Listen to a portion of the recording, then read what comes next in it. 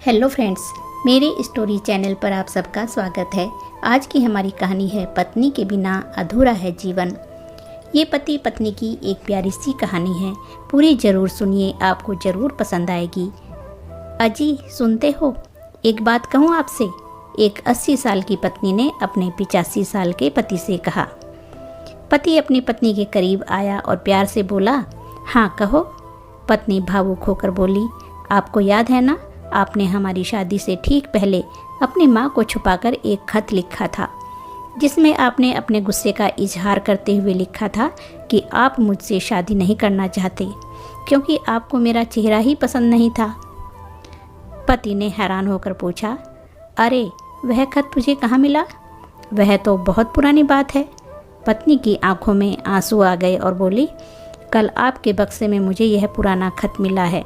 मुझे नहीं पता था कि यह शादी आपकी मर्जी के खिलाफ हुई थी, वरना मैं खुद ही मना कर देती। पति ने अपना सर अपनी पत्नी की बाहों में रखा और बोला, अरे पगली, उस वक्त तो मैं सिर्फ 11 साल का ही था और मुझे लगा था मेरे से शादी करके जब तू आएगी तो मेरे कमरे में मेरे साथ मेरा बिस्तर, मेरा बाथरूम, मेरे सारे खिलौनों के साथ खेलेगी और मेरी गुल्लक से सारे पैसे भी चुरा लेगी।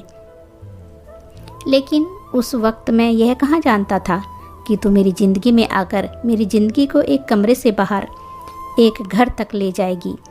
कहाँ जानता था कि मुझे कपड़ों के बने खिलौनों से कहीं ज़्यादा खूबसूरत और प्यारे खिलौने हमारे बच्चे मुझे देगी।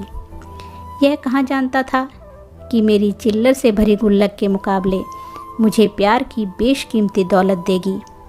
अब बोल, या अभी भी कुछ पूछना बाकी है? पत्नी ने तसल्ली के साथ कहा, भगवान का शुक्र है, मैं तो यही समझ रही थी कि तुम्हें उस पड़ोस वाली से प्रेम था।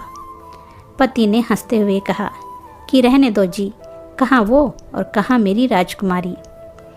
फिर दोनों पति और पत्नी एक दूसरे से लिपट गए।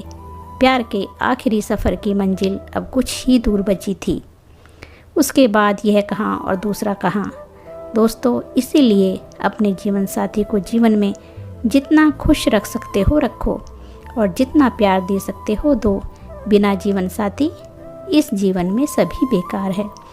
तो दोस्तों, कहानी कैसी लगी? अच्छी लगी है तो लाइक और शेयर ज़रूर कीजिएगा और चैनल पर पहली बार आए हैं तो चैनल को सब्सक्राइब ज़रूर कीजिए। धन्यवाद दोस्तों।